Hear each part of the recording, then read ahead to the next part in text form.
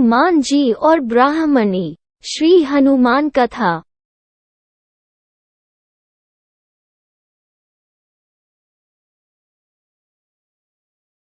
बहुत समय पहले की बात है। एक गांव में एक ब्राह्मण दंपत्ति रहता था। उनके पास सब कुछ था, लेकिन फिर भी वो खुश नहीं थे, क्योंकि उनकी कोई संतान नहीं थी, जिस कारण से वो बहुत दुखी रहते थे। एक समय ब्राह्मण देवता जंगल में हनुमान जी की पूजा के लिए गए। वहां उन्होंने पूजा के साथ साथ हनुमान जी से एक पुत्र की कामना की। उधर उनकी पत्नी भी घर पर पुत्र की प्राप्ति के लिए हर मंगलवार का व्रत और विधि विधान से पूजा करती थी।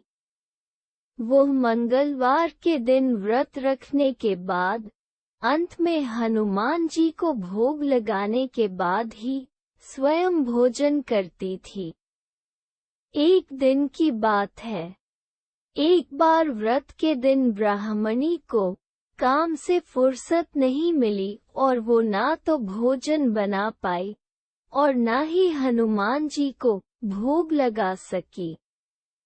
उसे बहुत बुरा लगा। उसने प्रण किया कि वो अगले मंगलवार को हनुमान जी को भोग लगाकर ही भोजन करेगी। तब तक वो पूरे हफ्ते व्रत रहेगी। ब्राह्मण की पत्नी उसी तरह भूखी प्यासी 6 दिन तक पड़ी रही। मंगलवार वाले दिन को वो बेहोश हो गई। हनुमान जी उसकी निष्ठा और लगन को देखकर अति प्रसन्न हुए।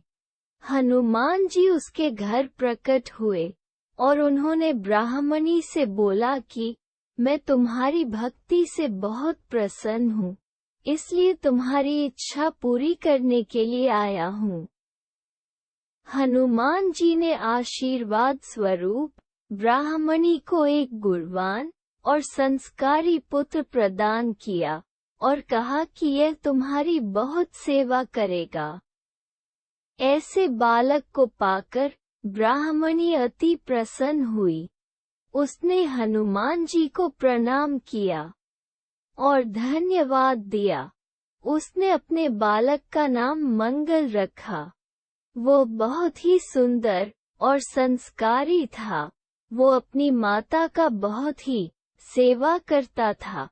कुछ समय उपरांत जब ब्राह्मण जी जंगल से पूजा करके घर वापस आए, तो अपने घर में उस बालक को देखकर अपनी पत्नी से पूछा कि वो कौन है। पत्नी बोली कि मंगलवार व्रत से प्रसन्न होकर हनुमान जी ने उसे ये बालक दिया है। ब्राह्मण को अपनी पत्नी की बात पर तनिक भी विश्वास नहीं हुआ। उसे लगा कि मेरे न रहने पर मेरी पत्नी ने मेरे साथ धोखा किया है। एक दिन जब उसकी पत्नी गहरी नींद में सो रही थी, तो मौका देख ब्राह्मण ने उस बालक को गांव के बाहर एक कुएं में गिरा दिया और चुपचाप घर आकर सो गया। सुबह होने पर ब्राह्मणी ने ब्राह्मण जी से पूछा कि मेरा बेटा मंगल कहाँ है?